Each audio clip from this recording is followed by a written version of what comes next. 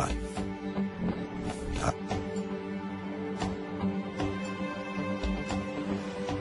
Above as well as under the water.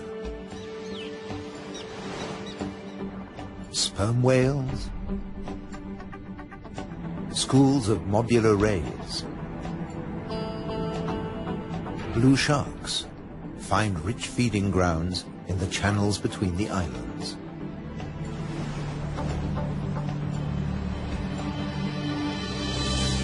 Nutrient-rich reefs draw in life. Blue whales seek out tons of krill in ocean depths. Here, around the Azores, Europe's wild islands.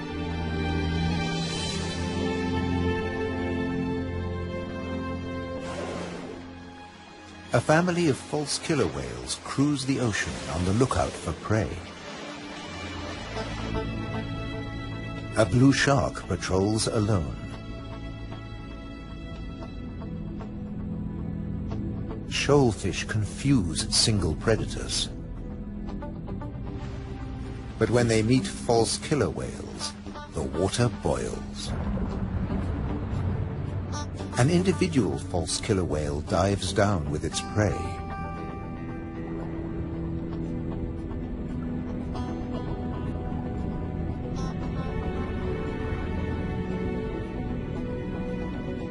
A blue shark comes late to the feast, drawn by scent molecules. But this morsel presents a problem.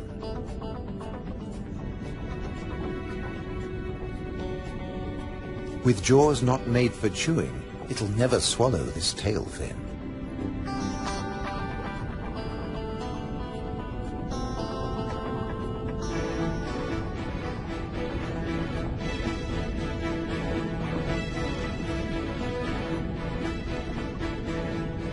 Most fish force water through their gills to breathe. This shark can't, so it has to keep moving.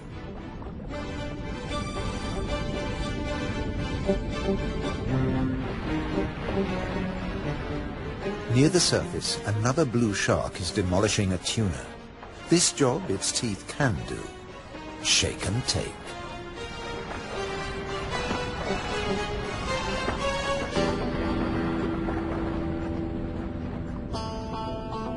Fragments streaming from its gills float to the surface. A little extra for the seabirds.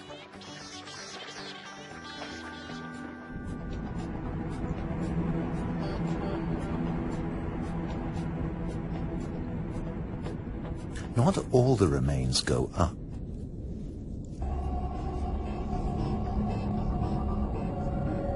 Spread by the current, the scent draws a moray eel from its cave.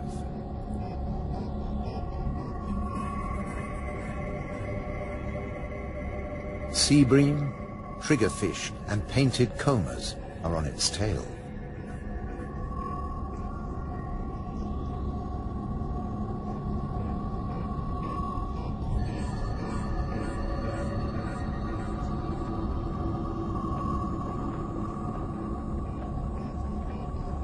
The ocean around the Azores is not short of flesh.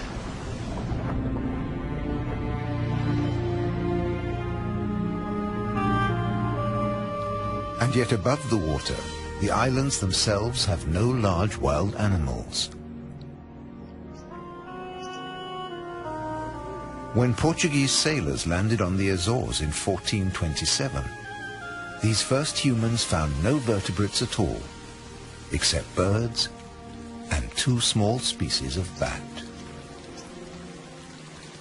The birds evolved over time. This variant of the grey wagtail lives only on the Azores.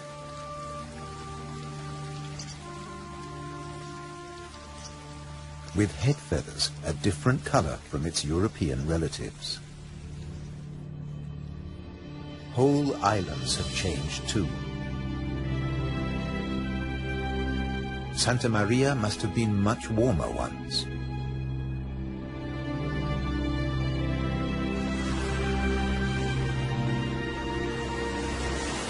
Many of these ocean fossils belong to extinct species that once lived in warmer waters.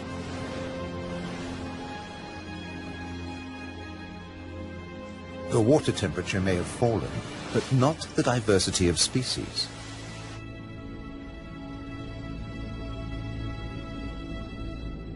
After nearly 6 centuries of human habitation, the seas around these volcanic islands are still largely unexplored.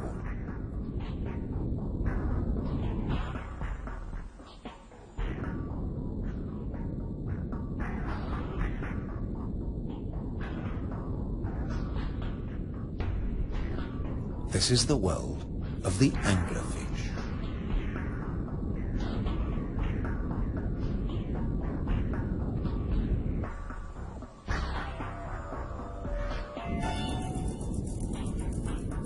A 1,000 meters down, this pink frogmouth ignores the pressure of 100 kilos per square centimeter. Other deep dwellers are less easy to name.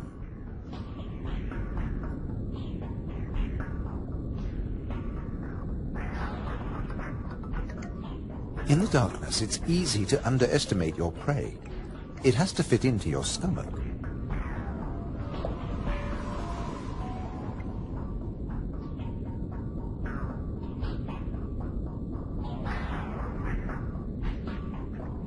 The sixgill is one of the largest deep-sea sharks, but at night it swims to the shallows to feed. The spider crab lives in darkness. It has never seen this kind of light. Nor has its coral community.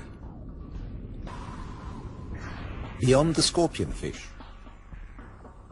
and past the deep-sea sponges, there's an unknown world.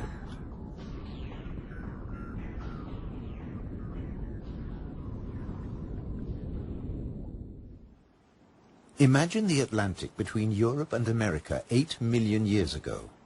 Pressure along the mid-Atlantic ridge forces the continental plates apart. Volcanoes pierce the surface on both the Eurasian and the American side.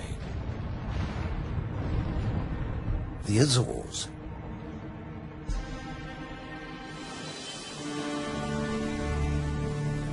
Most of the volcanoes are dormant.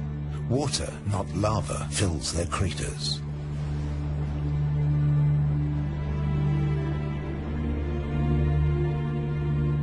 Sometimes only crater edges rear from the sea, worn down by the elements. Spawned by the sea, there too they will return. For now, it's craters that dominate the landscape. Gases still escape from fumaroles on some of the 1,700 volcanoes. Heat brings water almost to boiling point.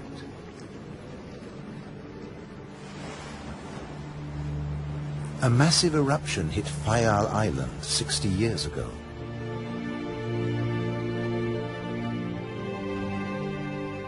Humans couldn't live in this lunar landscape.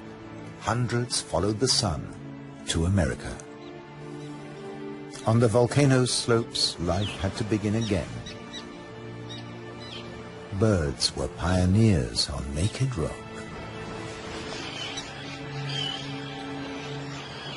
Wind and birds still bring seeds from over the sea. Some come floating in.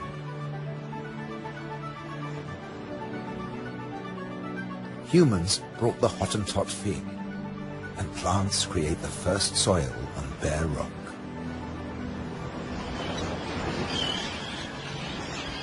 An active volcano will destroy life. Dormant or extinct, it can create it, above and below the water. The underwater cliffs of Formigas are the summit of a volcano. Overall, the waters of Europe's wild islands are home to more than 1,500 species. This is the spiny starfish.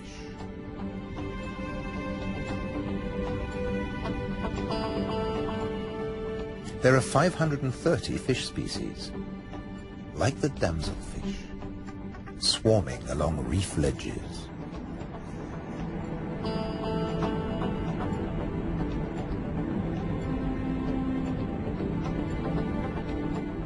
The grouper is a formidable loner. Its giant maws scare off intruders.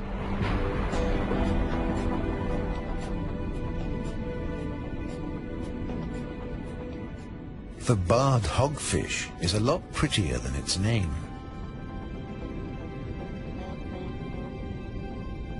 It's a protogynous hermaphrodite like its cousin, the grouper. It starts off female until it reaches a certain length. Then it becomes a male, aggressively defending its territory.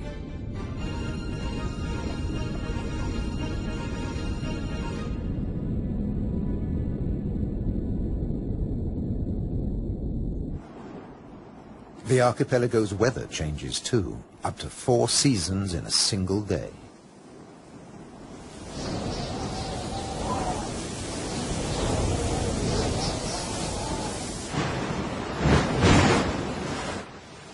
And when the winds blow above, down below, no one is safe. The storm surge tears into the seafloor. But turbulence won't deter European eels from their prey. They're adaptable, living equally happily in salt and in fresh water. This is just swell. Heavy surf stirs up food. For some, that means come out and eat. For others, take cover. The powerful grouper hides in his rock grotto.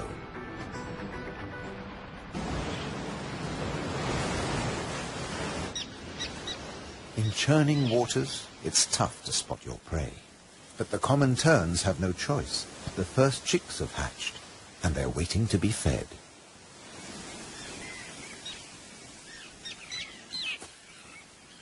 Elsewhere, adults are still brooding. The nest, a few pieces of dried grass, hardly visible. The parents sit in turn for 3 weeks. Their beak, both dagger and tweezers, is perfect for catching small fish.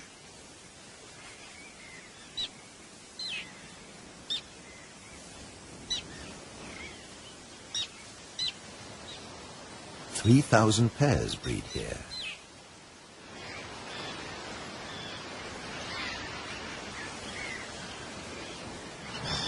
Typically, each couple lays 3 eggs.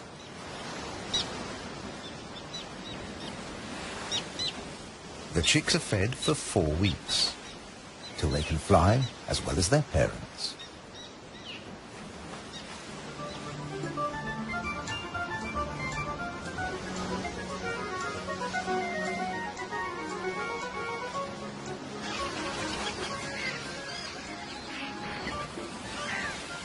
Then they're ready for takeoff on the long journey to South Africa.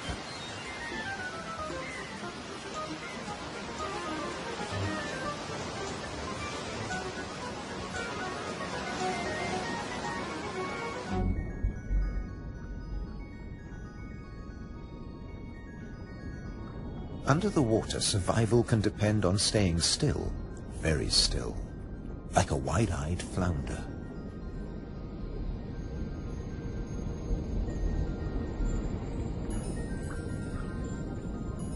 With his general-purpose military markings, the Guinean pufferfish doesn't mind being seen.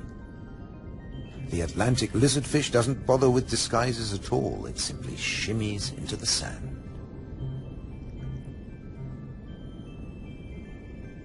This may fool both its prey and its predators.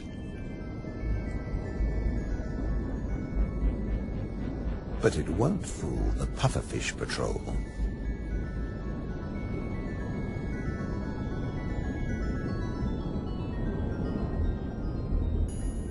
The shamefaced crab folds its pincers to protect its gills and digs itself in.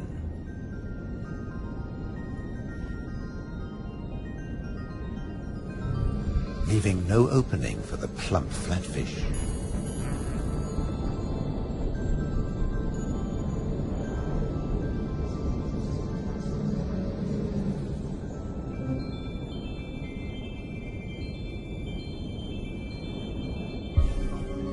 Bye. A starfish flees at top speed from a marauding snail.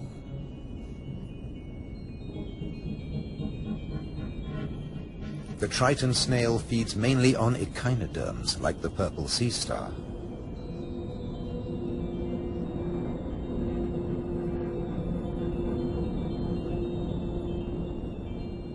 It's no big deal for an octopus. No pickings for it here.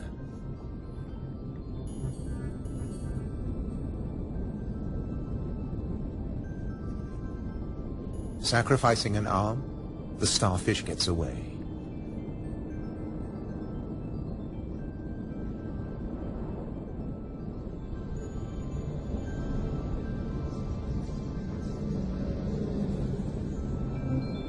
It's escaped with its life, and the limb will grow again.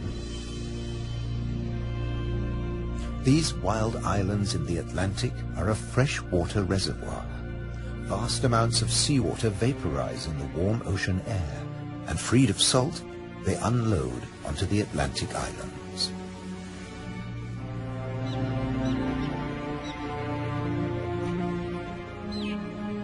The common tern flies between two worlds, fishing in the sea and in the lakes.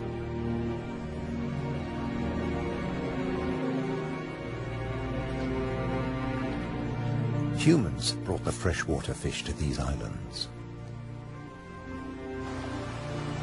Water flows straight off the impervious lava rock.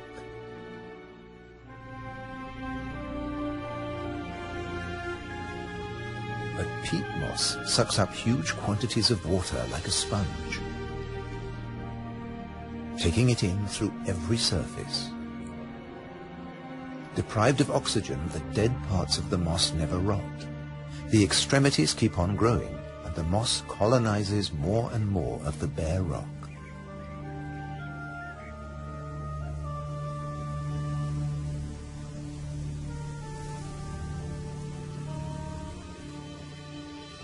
Just beneath, more than 270 caves pierce these wild islands, dark and cold.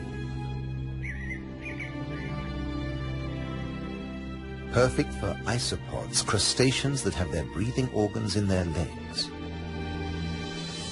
Or for cyanobacteria, a life form that has existed for nearly 4 billion years. Cooling lava drops create amazing shapes. Shark's teeth. It's a hollow, secret world, just waiting to be filled. Past the undersea threshold of the Azores, it's permanent night. Perfect for a nocturnal common stingray.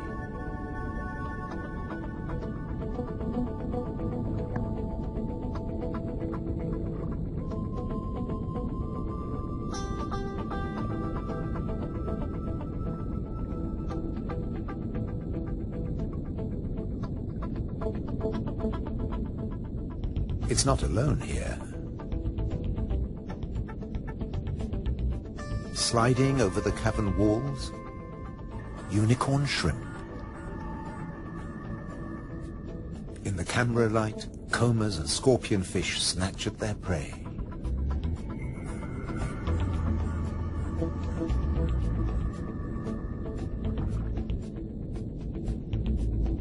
The brown moray eel is cleaning up on the cavern floor.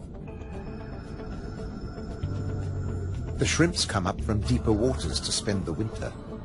For some, it's a short winter. The females packed with blue eggs are especially sought after.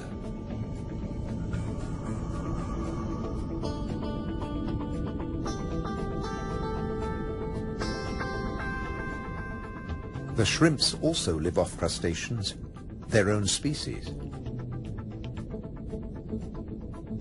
What's left of the moray eel's dinner?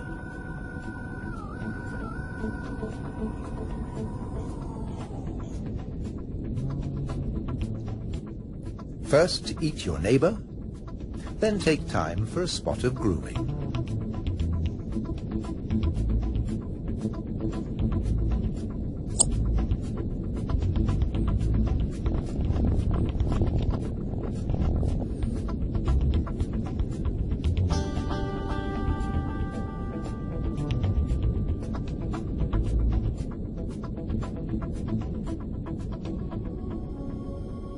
Nearby, on the rocks, an octopus with a human face reaches out.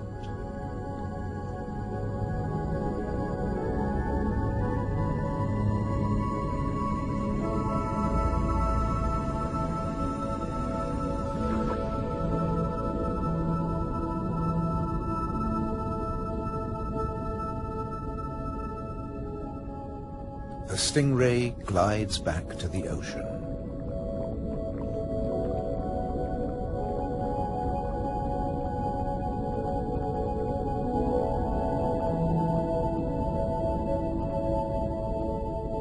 Passing the hundreds of bristleworms growing in front of the cavern.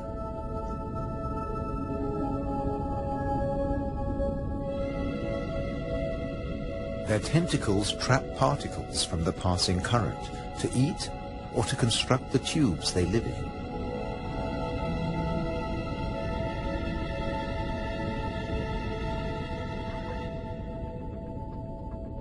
Deeper down is a mysterious place, a rare sight in the Azores, a garden of soft corals.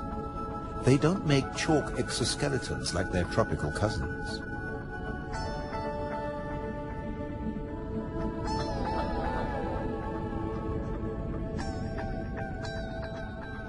The currents carry plankton down to their home on sunken seamounts.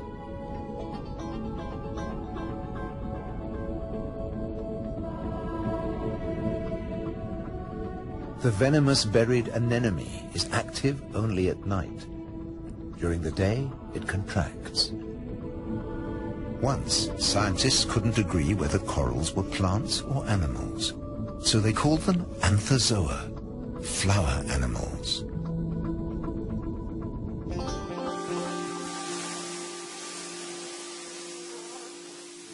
No doubt about these. All the flowers on Europe's wild islands arrived from somewhere else. Hydrangeas came from Asia. Natural boundaries between fields. They're a symbol of the Azores.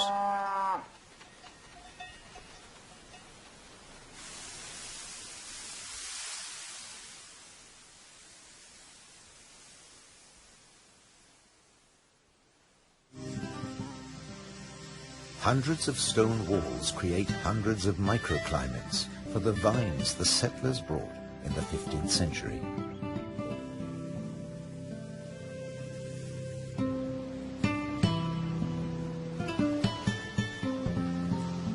"400 years later, the vineyards were abandoned as islanders left for America.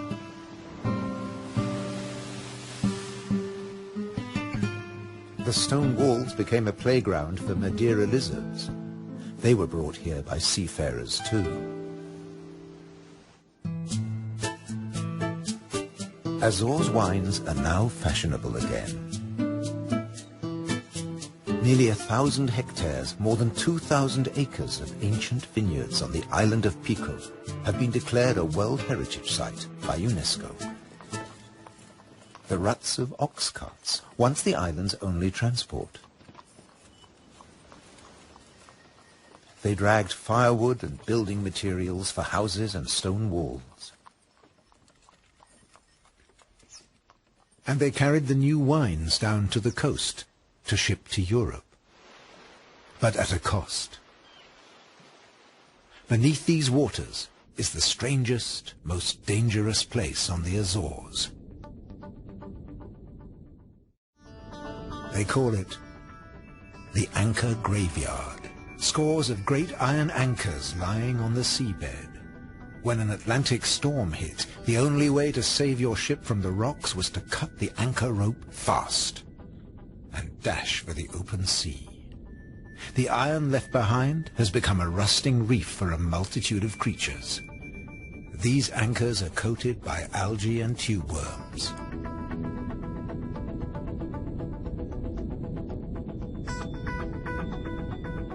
A shark's outline protects hiding fish. The grim-looking sea robin feels its way. The 3 front spines of its pectoral fins have their own receptor cells for finding food. The Mediterranean moray's mouth is mournful, but it's miming the call of the sea robin's swim bladders. A common octopus discreetly searches for food. It will fit in anywhere.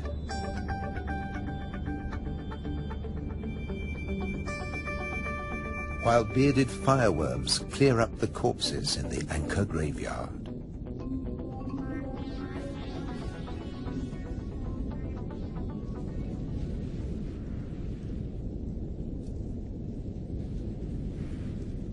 They are the mobile relatives of the immobile tube worms.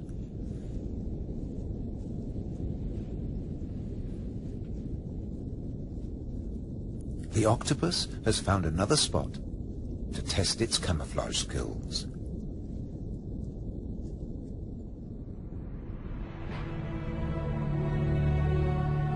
Above water, too, human presence is everywhere, even in the craters.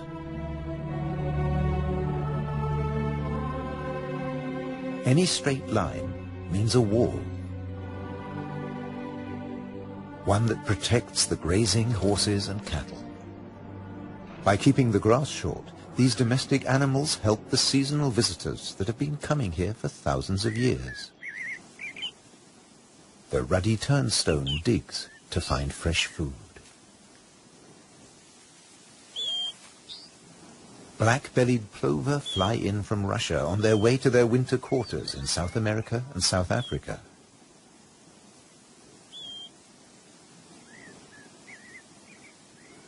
The ruddy turnstone drops in from the Arctic.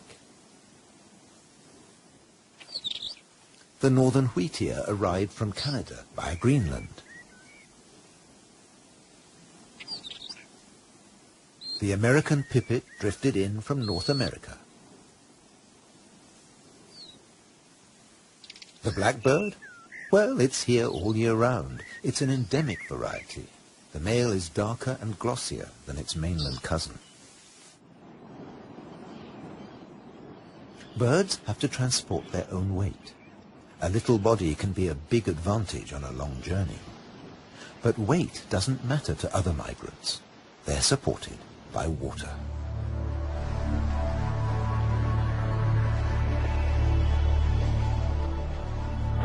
Humpback whales migrate between the Arctic and the tropics. They make a hunchback when they dive, hence the name.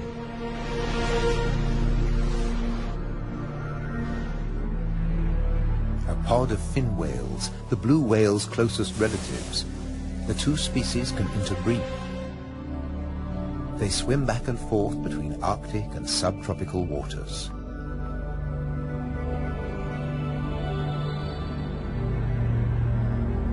Fin whales and blue whales have their blowhole in the center of their skulls. Sperm whales have theirs on the left.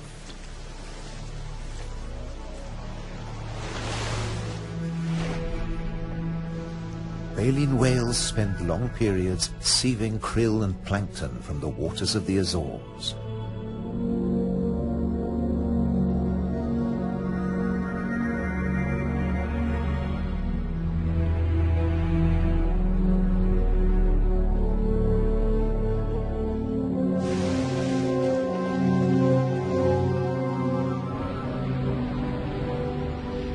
They leave their excreta behind them. It feeds vegetable phytoplankton. Animal plankton eat the phytoplankton, and at the other end of the food chain are fish and the whales themselves. But a great deal of whale food comes from deeper down.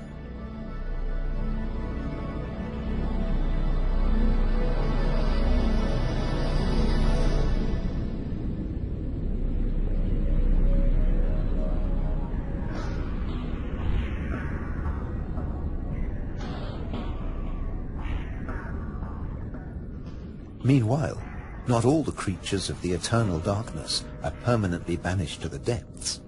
Every night, countless organisms leave the realm of the bizarre anglerfish and rise into shallower waters. Colossal amounts of krill join them on the upward journey. A nightly vertical migration.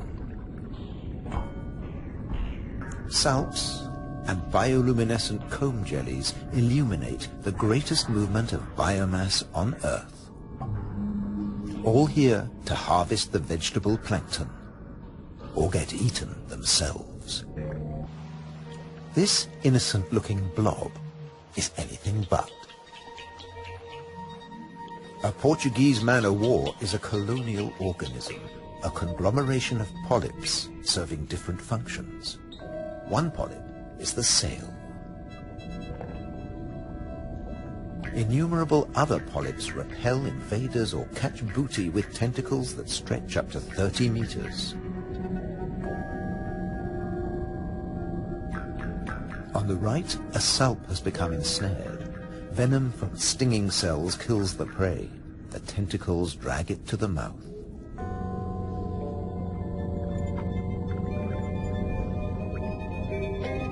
Salps are tunicates, or sea squirts, more closely related to us than to jellyfish.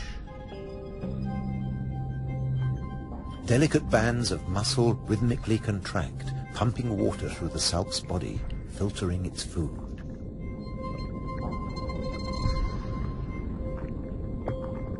Salps build into chains and can direct themselves through the water.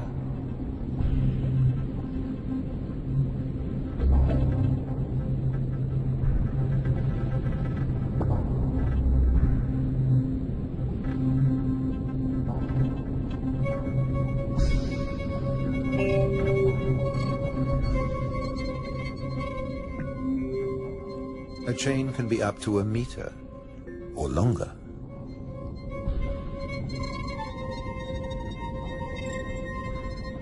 Unlike salps, many jellyfish have venomous tentacles. But they too have predators. They're one of the favorite foods of loggerhead sea turtles. On their 5-year journey from the Florida beach where they were born, they swallow innumerable jellyfish, immune to the venom. But there's another hitch. Comb jellies have no sting cells, but in the water they look a lot like drifting plastic.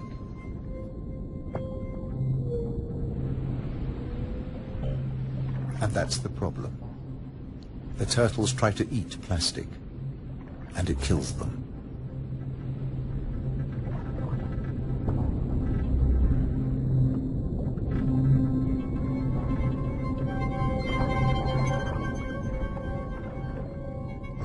This is a great jellyfish hunter.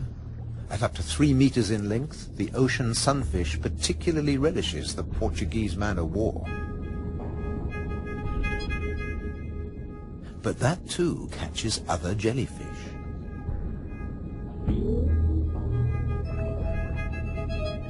The sunfish can dive. This heaviest of all bony fish tears its prey apart in the depths.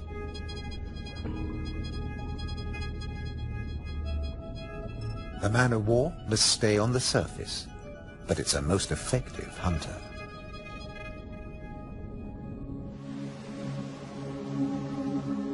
The Cory's shearwater also has a successful strategy, at least in its familiar world.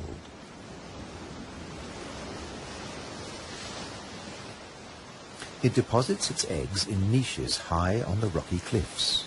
No surf, no high tide can reach its young. But now they face a new danger. Stray cats.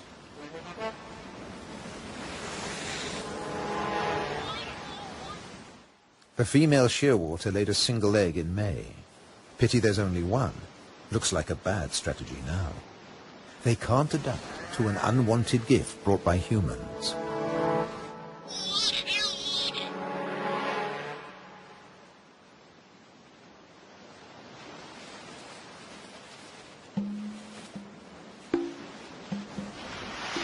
On the island of Corvo, more than 80% of predated chicks are the victims of cats.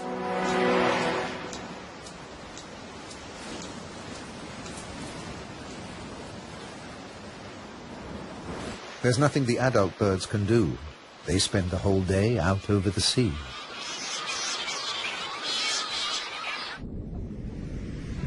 By contrast, Periphyton, a mix of algae, bacteria and microbes, stay where they grow, ruled by time and tide. Some quickly find a home on flotsam and jetsam. Attached and yet mobile, they drift across the ocean. Goose barnacles fix onto hard surfaces. Their cirri grasp plankton from the water. No matter what it's made of, marine debris attracts life forms.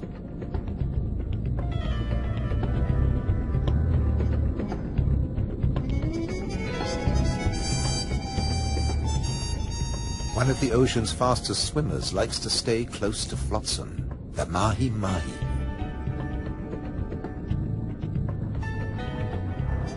Because floats and buoys provide protection in the open sea. Some species may have survived ocean transfer as passengers on floating debris.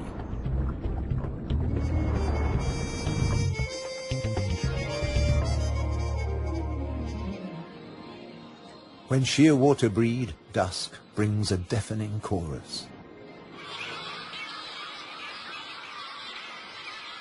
Parent birds calling to their young as they return from the sea.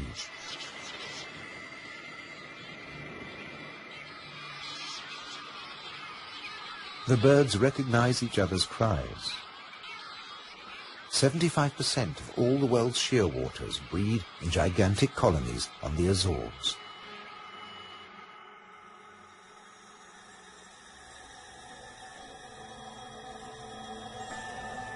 The name Madeira lizard says it all. This creature originated on a distant island. The Madeira wall lizard is very common on the Azores. It's one of the few reptiles found on these islands, and it's very fond of nectar.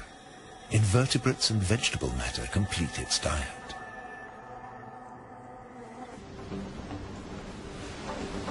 Just across the bay is the domain of a giant.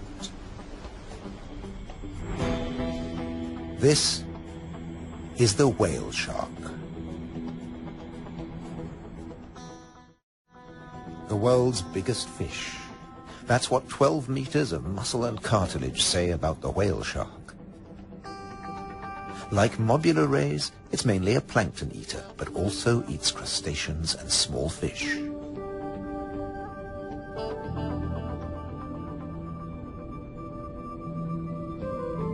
The rays' rolled fins on their foreheads direct the plankton into their mouths.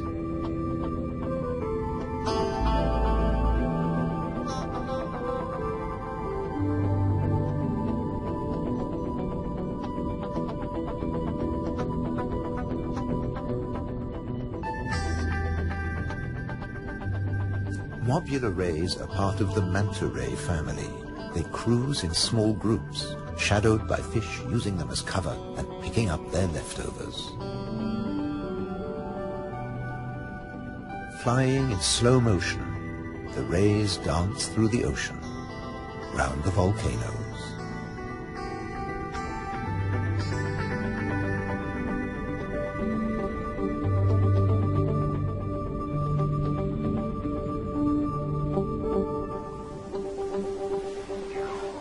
High above, there's something stirring on the cliffside.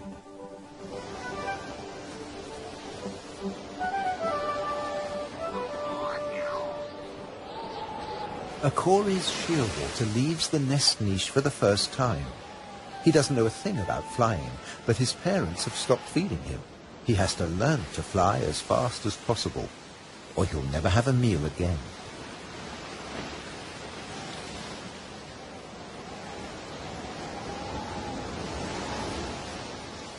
He needs a takeoff point with a fair wind.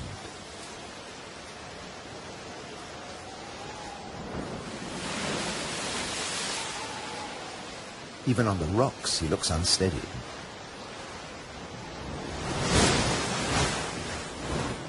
A fellow shearwater learns the difference between flying and falling.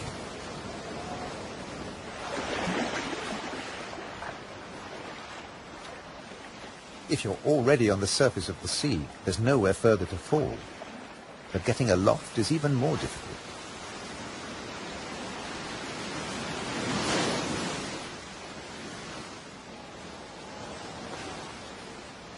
Wings over water. That's the right idea.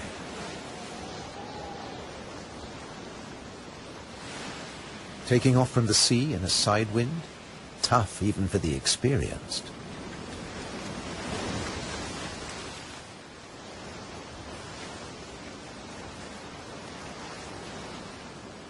It's now or never. Pluck up your courage. Embrace the wind and off to South America.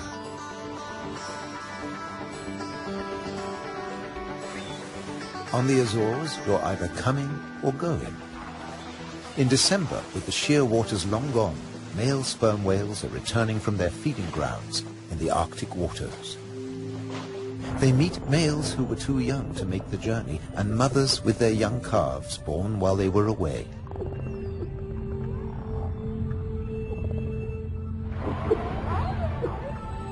While the mother dives for food, her calf stays on the surface. It'll be 2 years before he dives with the group.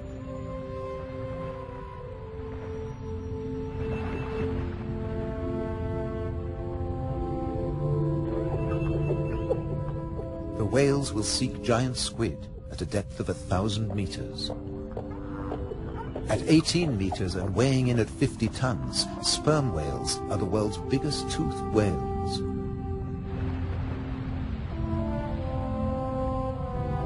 The calf will remain alone for up to an hour, defenseless against a possible attack by killer whales.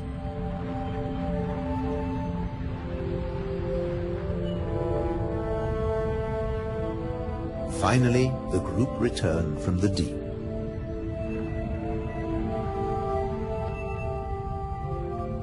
The calf is once more under the protection of its mother.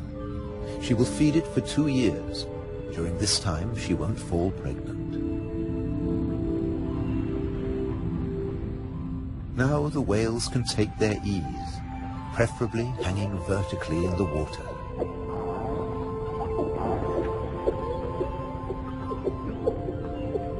Someday the calf will join the long migration to the Arctic, before returning to Europe's wild islands, the Azores.